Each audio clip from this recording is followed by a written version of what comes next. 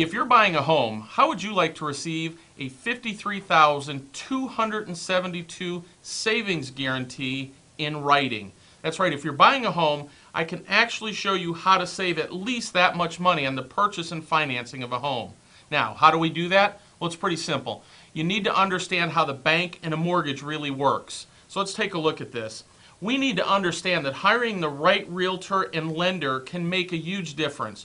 You're at a fork in the road right now. You're out looking online for different mortgage companies and realtors. Let's take a look at taking the right path here by putting more money in your pocket than giving it to the bank. So let's take a look at this. At the end of 30 years, which one of these two signs would you like me to put out in front of your front yard? Well, hopefully you said the blue sign on the right. If you're not, we're in big trouble here. So I want you to consider the real cost of a mortgage. If you borrow $100,000 and your interest rate was 5.5%, you're going to pay over $204,000 for that home.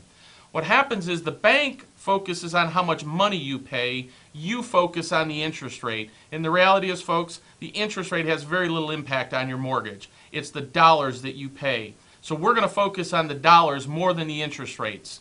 So let's take a look at this and understand what happens to your mortgage. If I called you in 5 years and said, hey, let's refinance, I can cut your payment by 15%, just look through the numbers on the screen. That's what your mortgage would look like. You'd reduce your balance by about $5,000. You'd save $70 a month.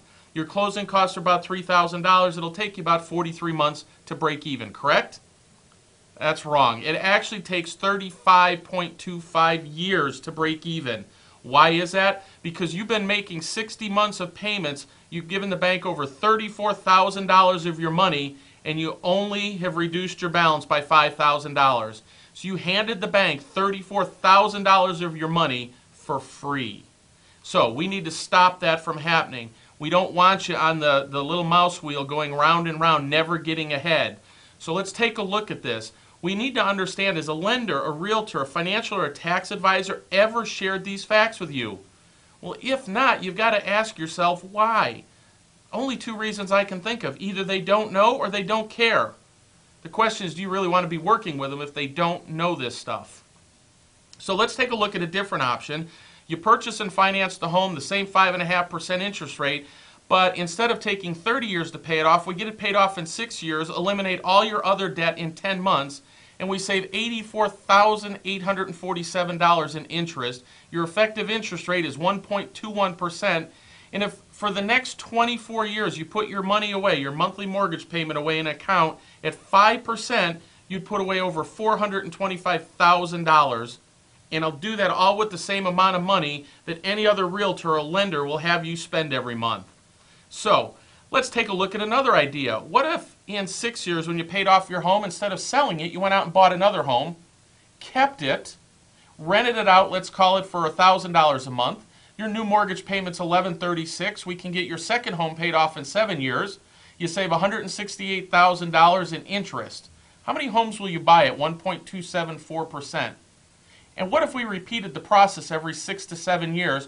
Here's what your real estate plan would look like. You'd own 4 homes now. 1 of them you'd live in, 3 of them you rent out. Now, let's say that you average $1,500 a month in rent. You have a $4,500 per month retirement income plan that's indexed for inflation, because rents go up, don't they, folks? They don't go down. So we're able to take and put a retirement plan in place with you with the same amount of money that anybody else is going to have you spend. Now, all plans have to be customized. So the question for you really, and the decision you have to make is